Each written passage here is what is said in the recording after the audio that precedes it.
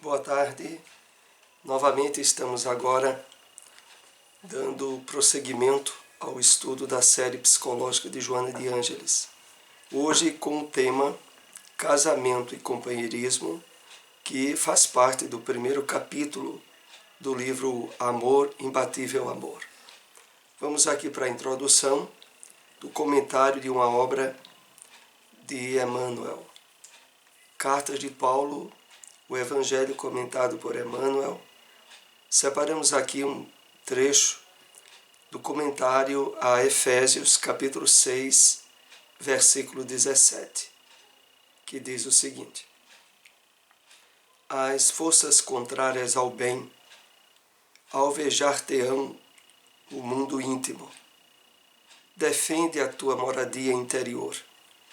Examina o revestimento defensivo que vens usando em matéria de desejos e crenças, de propósitos e ideias, para que os projéteis da maldade não te alcancem por dentro. Vamos fazer aqui algumas considerações diante desse texto que Emmanuel nos traz. As forças contrárias ao bem alvejar-te-ão o mundo íntimo. O mundo íntimo, Emmanuel se refere às intromissões estabelecidas pelas influências espirituais que nos alcançam o entendimento, e a origem dessas forças contrárias ao bem estão no nosso passado existencial. São desde ex-companheiros de desequilíbrio, de vícios e de crimes, a também aqueles que de algum modo se sentiram prejudicados por nós e que agora se tornam cobradores invisíveis e que normalmente alvejar-nos-ão o nosso mundo íntimo. Também entendamos aqui pessoas, espíritos encarnados da nossa convivência familiar ou social e que também recebem, através dessas forças contrárias, o desencadeamento de intrigas, de perseguições, de desequilíbrios emocionais e que buscam nos atingir. Então, há situações onde essas forças tentam nos alvejar diretamente na nossa sede mental. Outras vezes utilizam-se de intermediários para isso. E Emmanuel nos propõe e nos alerta: defende a tua moradia interior. Defende o teu campo mental. Defende a tua estrutura mais íntima dessas energias que buscarão te alcançar. E aí ele nos propõe: examina o revestimento defensivo que vens usando em matéria de desejos e crenças, de propósitos e ideias. Então, naquilo que nós alimentamos intimamente e aonde estabelecemos desejos, crenças, propósitos e ideias, no nosso campo mental, nós precisamos estar trabalhando esse revestimento. E como se dá esse trabalho desse revestimento? Na busca constante de estabelecermos propósitos, objetivos, metas que digam respeito à nossa renovação íntima, ao plantio sistemáticos de objetivos e de pensamentos alinhados com os propósitos das leis divinas, cuja estrutura maior é a lei do amor. E então conclui Emmanuel dizendo: para que os projéteis da maldade não te alcancem por dentro. E aqui é onde entra o ponto mais importante, inclusive relacionado com esse nosso estudo das obras psicológicas de Joana de Ângeles. É de que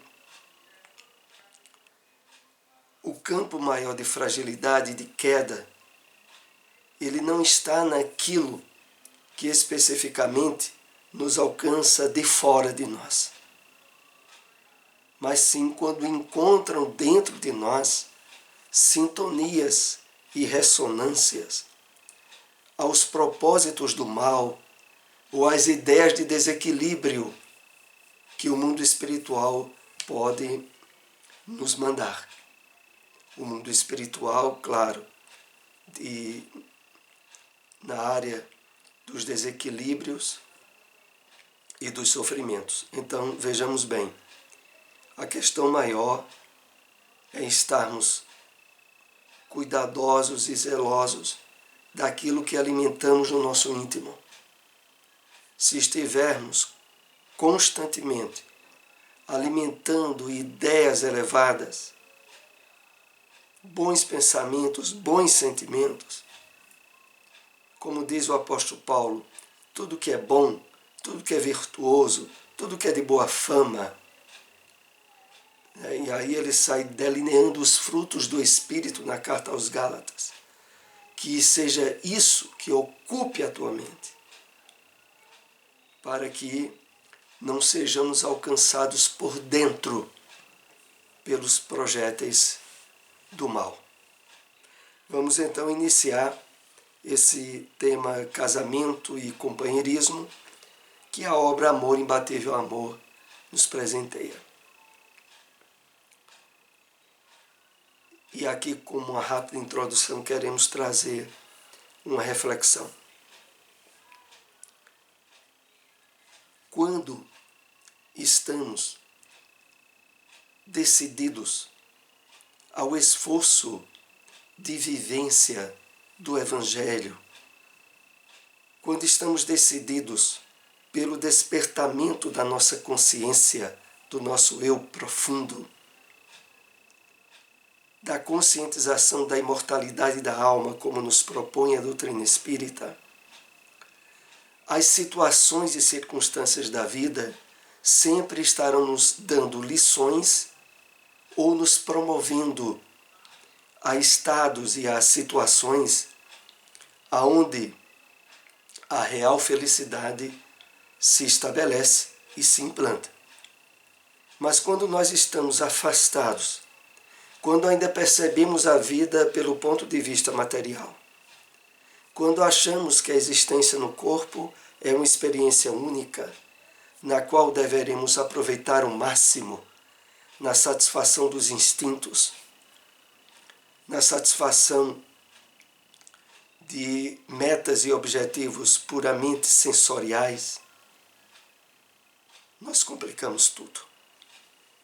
Nós abrimos campo para a infiltração do mal e do desequilíbrio, inclusive na relação do casamento, do companheirismo que se estabelece, sobretudo na formação do lar.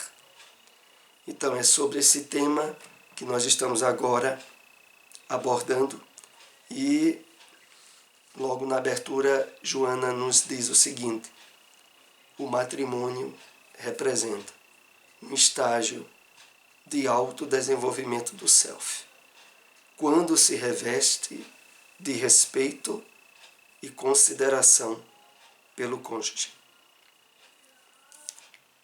Vamos entender a importância desse texto inicial que Joana nos traz. Quando aqui ela nos diz que o matrimônio, o casamento, representa um estágio de autodesenvolvimento do self, significando isso que para uma grande maioria de pessoas que quer encarar a vida no corpo como uma busca de satisfação sensorial, de maneira nenhuma ela estaria habilitada à convivência dentro de um regime de casamento aonde o respeito e a consideração pelo cônjuge deve se apresentar como uma bênção e não como uma obrigação e não como algo que nos seja imposto pelo fato de estar casado. Então é importante alinharmos aqui o seguinte ponto. Ao trabalharmos a espiritualidade como nos propõe a doutrina espírita, e quando agora estamos recebendo esse material de informação do aspecto psicológico que Joana de Ângeles trata, quando temos essa habilitação, o casamento se torna um excelente estágio de desenvolvimento do self, do eu profundo, do si, como Joana também chama, porque esse revestimento de respeito e de consideração pelo cônjuge, aonde a relação do casamento é uma relação de constante troca, na qual aquilo que a gente coloca em termos de sentimento, de emoção, de virtude, representará também compartilharmos reciprocamente. É claro que a grande causa para um sem números de relacionamentos conjugais, onde resulta no estabelecimento de críticas, até aquelas críticas populares que se diz, se casamento fosse bom não precisava de testemunha. Na verdade, o que ali há por trás é para pessoas que ainda vivem de forma egoística e que pensam mais em si e na sua satisfação pessoal. De fato, o casamento para elas se torna sempre um campo de provações e de dificuldades, porque na verdade ela é a própria provação dentro do casamento. E é o que faz com que muitas vezes relacionamentos profundamente compensadores possam estabelecer um campo de desequilíbrio, de desentendimento e de aversão no casal, cuja causa única é exatamente essa, a de tentar impor dentro de um relacionamento a dois uma base e uma estrutura egoística. Mas continuemos. Há muita matéria enfocada nesses aspectos que nós estaremos compartilhando agora. Conquista da monogamia, o instinto vem sendo superado pela inteligência e pela razão, demonstrando que o sexo tem finalidades específicas, não devendo a sua função ser malbaratada nos jogos do prazer incessante. Então, o casamento, Joana aqui nos chama a atenção, ele é uma conquista da monogamia. Ou seja, a única base para um casamento, de fato, tornar-se um ambiente e um clima felicitador é na relação monogâmica. E nessa relação, a superação desse instinto pela inteligência e pela razão vai se dando de forma natural e espontânea. Mais adiante, Joana diz, demonstrando que o sexo tem finalidades específicas. Não é um jogo de prazer incessante. Na verdade, dentro da estrutura ética e do amor, o casamento ele tem na sua estrutura planificadora várias vertentes que compõem o campo saudável e felicitador em que ele vai decorrendo. Inclusive nós estaremos vendo em mais slides à frente em detalhes essa questão. Mas ainda voltando aqui ao texto. não devendo a sua função ser malbaratada nos jogos do prazer incessante. Infelizmente, ainda há muitas uniões conjugais cuja base principal foi a satisfação sexual. Ora, quando isso se dá, à medida em que o casamento vai transcorrendo 1 a 2 anos, o que antes representava um estímulo e uma empolgação vai perdendo o seu viés. E o resultado, muito comum, é a verificação de discordâncias, de desentendimentos e de desequilíbrios que impedem o casamento a ir à frente. Há muitos fatores que contribuem para o desconcerto conjugal na atualidade. Primeiro, os de natureza íntima: insegurança, busca de realização pelo método da fuga, insatisfação em relação a si mesmo, transferência de objetivos. Vamos aqui fazer uma análise sobre esses itens, esses fatores que contribuem para o desconcerto conjugal. Insegurança, busca de realização pelo método da fuga. Muitas vezes há situações onde, para fugir de pais autoritários, de um convívio familiar conflitivo, homens ou mulheres apressam-se em realizar um casamento, aonde aquele fator desagradável torna-se um dos estímulos principais para a precipitação da união. Insatisfação em relação a si mesmo, transferência de objetivos, não poucas vezes, sobretudo quando o casamento se dá durante o período da adolescência ou logo em seguida a ele, e a personalidade do homem ou da mulher, em termos emocionais, em termos de objetivos de vida definidos, ainda está num trabalho de maturidade.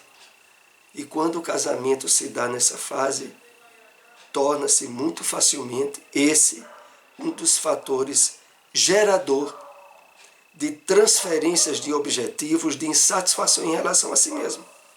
Na verdade, nesse caso que colocamos, tanto o homem como a mulher não sabem exatamente o que querem da vida. Não têm ainda firmado, em termos estáveis, a personalidade, que está em processo de maturidade. Normalmente, a maioria das estatísticas na área da psicologia em relação ao homem é que o homem só tem maturidade emocional e psicológica perto dos 30 anos de idade. A mulher um pouco antes, em torno de 24, 25 anos. Mais cedo do que isso, para a maioria dos casos, nós temos aí um homem, uma mulher, que ainda não sabem exatamente o que querem da vida, em termos de objetivos essenciais. E que, de fato, representam instabilidade nesse querer. Porque achar que quer para adentrar-se a um casamento e depois de 1 ano ou 2 perceber-se com objetivos completamente mudados, é porque na verdade não sabia o que queria. Essa é a questão. Segundo, primeiro foram esses fatores de natureza íntima. Segundo, por outros de ordem psicossocial, econômica, educacional, nos quais estão embutidos os culturais de religião, de raça, de nacionalidade, que sempre comparecem como motivo de desajustes. Isso é assim. Quando se está na fase do enamoramento, quando se está convivendo o casal antes da vida a dois dentro de uma mesma casa, as diferenças econômicas, psicossociais, educacionais e outras tornam-se elementos instigadores da paixão e do querer estar com o outro. O problema todo é quando entra a convivência dentro de uma mesma casa.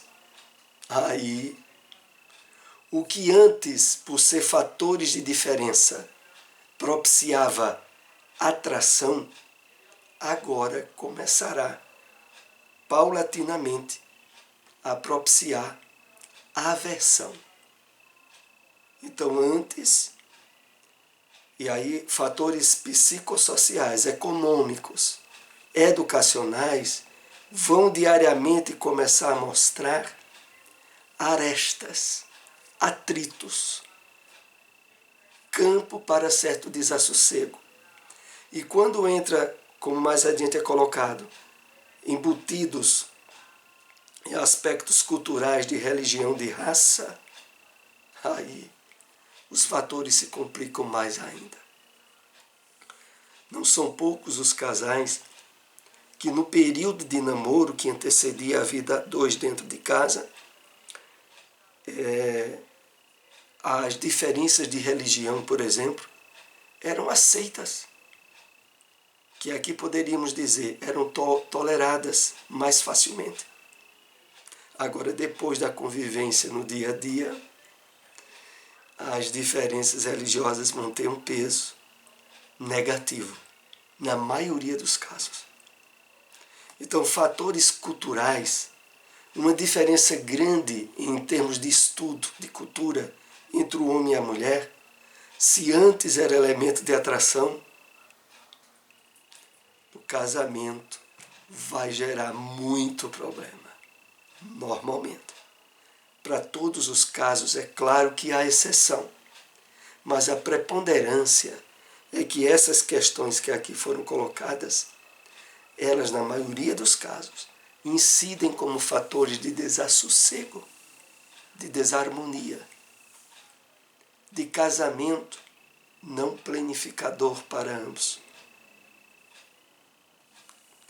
A precipitação faz com que as criaturas se consorciem não com a individualidade, o ser real, mas sim com a personalidade, a aparência, com as projeções que desaparecem na convivência. Aí também são fatores muito associados à imaturidade do homem e da mulher quando se decidiram pelo casamento. Quando já estão com a personalidade definidas, quando já estão em termos até de vida experienciados, os fatores que antes possibilitavam rápida ilusão sobre o outro passarão a ser bem menores esses fatores. Mas na precipitação que leva muitos casais relativamente jovens a se consorciarem com o que projetam sobre o outro e que depois percebem o engano, é muito frequente. Em verdade, o que mantém o matrimônio não é o prazer sexual, sempre fugídio, mesmo quando inspirado pelo amor, mas a amizade, que responde pelo intercâmbio emocional, através do diálogo, do interesse nas realizações do outro, na alegria de se sentir-se útil e estimado. Aqui, Joana nos traz a série de fatores que, de fato, propiciam plenitude e felicidade no casamento.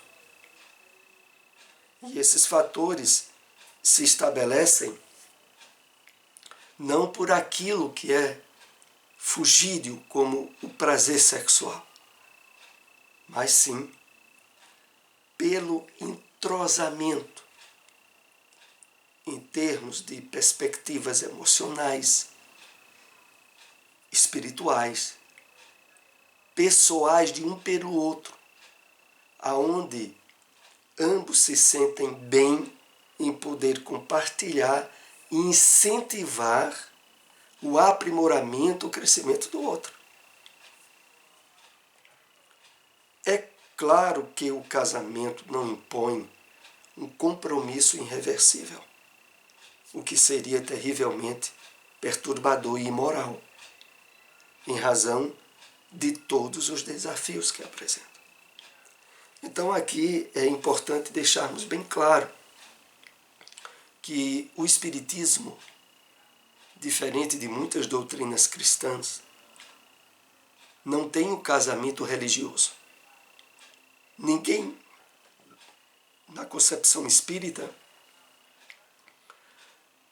estabelece o casamento com certeza de continuidade absoluta sobre ele. Mas aí alguns, principalmente aqueles que estão em doutrinas cristãs, irão dizer que na Bíblia o casamento ele é para ser indissolúvel. Apesar que no Evangelho de Mateus, Jesus já apresentava uma exceção. Quando ele vai dar algum esclarecimento sobre a questão do adultério.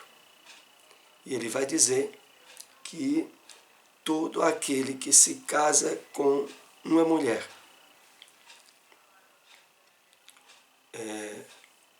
em outras palavras, claro, eu vou dizer aqui com as minhas, todo aquele que está no casamento e que se separa a não ser por adultério, comete adultério ao se casar de novo. Ali Jesus já fazia uma abertura de mudança na lei mosaica a respeito da indissolubilidade do casamento. Que ali Jesus já diz assim, olha, tem uma exceção aqui já. Se houver adultério no casamento, por parte do homem ou da mulher, já há direito à dissolução do casamento e à construção de um casamento novo. Do ponto de vista espírita, no Evangelho segundo o Espiritismo, há todo um capítulo sobre casamento e divórcio, e que é muito importante aqueles que queiram aprofundar a leitura completa sobre o capítulo, aonde a espiritualidade elevada deixa para nós bem claro o seguinte, que o casamento que de fato é indissolúvel é aquele estabelecido pelos laços do amor. E esse que é estabelecido pelos laços do amor, ele não se dissolve justamente por ter sido estabelecido pelos laços plenos do amor. Mas os outros casamentos, aliás, a grande maioria, aonde predominou interesses materiais, aonde predominou questões sociais, econômicas, aonde predominou todos esses fatores que citamos há pouco, esses casamentos não se realizaram segundo a lei de Deus, a lei do amor. Esses casamentos se deram segundo a lei do homem e dos fatores transitórios da experiência humana. Esses, por si só, na maioria das vezes, já se dissolvem durante essa encarnação. É assim que os espíritos tratam no Evangelho segundo o Espiritismo. Então, voltando aqui ainda do texto, é claro que o casamento não impõe um compromisso irreversível. Então, espírita, saiba, você está casado. Se esse casamento tivesse estabelecido na lei divina, que é a lei do amor, jamais esse casamento se dissolve. Mas, perante a multiplicidade de fatores que podem ter levado ao casamento, esse casamento é possível de se dissolver sem que haja, em relação a isso, sentimento de culpa perante as leis de Deus. Agora, no convívio a dois, a honestidade, a fidelidade, os fatores, como lemos aqui no início desse estudo de hoje, que beneficiam profundamente o nosso self, o despertamento espiritual profundo em nós, não terá de maneira nenhuma necessidade e não passará por essas circunstâncias. As circunstâncias que estão por trás dos casamentos que se dissolvem por infidelidade, normalmente, eles já tinham se dissolvido em termos emocionais, espirituais. E o estabelecimento na área física foi uma mera consequência. A separação legal ocorre quando já houve a de natureza emocional e as pessoas são estranhas umas às outras. Era isso que nós estávamos falando há pouco. Quando um casamento faz determinadas aversões e insustentação do convívio a dois repercute numa separação legal, antes da separação legal já houvera acontecido a separação emocional, já tinha em termos de lei divina evidenciado a ausência da lei maior, que é a lei do amor, e por isso levou à separação.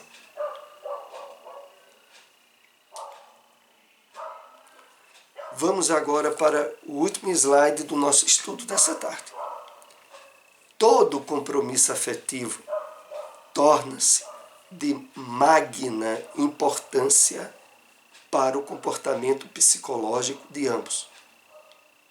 Rupturas abruptas, atitudes levianas e vulgaridade geram lesões na alma da vítima, assim como naquele que as assume. Joana não poderia deixar de nos chamar a atenção no final desse item do livro Amor Imbatível Amor, Casamento e Companheirismo, os fatores de alta responsabilidade que vão se delineando no convívio a dois. Desde a dependência psíquica, emocional e hormonal, que poderíamos dizer também física, do casal. E perante esse nível de comprometimento que se estabelece na vida a dois, a ruptura abrupta, que é de repente, através de atitudes levianas, que se dão muitas vezes, sobretudo, claro, nas questões de adultério, são geradoras de lesões na alma da vítima, mas com as consequências daquele que se tornou responsável por essas lesões. Então, é muito importante sabermos que os compromissos que se estabelecem no relacionamento do casamento são de alta responsabilidade pelo compartilhamento nas várias áreas dimensionais da experiência humana, aonde há uma dependência psíquica, emocional, hormonal e física. É lógico que terminasse o casamento de forma súbita é gerador de desequilíbrios intensos em qualquer um dos que participam do relacionamento. E aqui é bom definirmos: o casamento não significa apenas se tiver estabelecido de forma legal, mas no próprio convívio a dois, íntimo, aonde passa a haver uma coparticipação, normalmente dentro de uma mesma casa. Todo esse campo psíquico, hormonal, espiritual, emocional está se dando no mesmo nível de compromisso. Não é porque não tem um casamento legalizado que alguém que convive intimamente com outrem na área da afetividade, da sexualidade, pode ou tem o direito de terminar abruptamente o relacionamento sem as consequências graves que advirão. É isso que Joana aqui nos chama a atenção. Então queremos lembrar a todos que esse vídeo depois estará disponível no nosso canal no YouTube. Aqueles que não assistiram os estudos anteriores, visitem, que eles estão lá disponíveis. E os que tenham nos acompanhado pelo Facebook, compartilhem, agradecemos muito. Até o próximo estudo.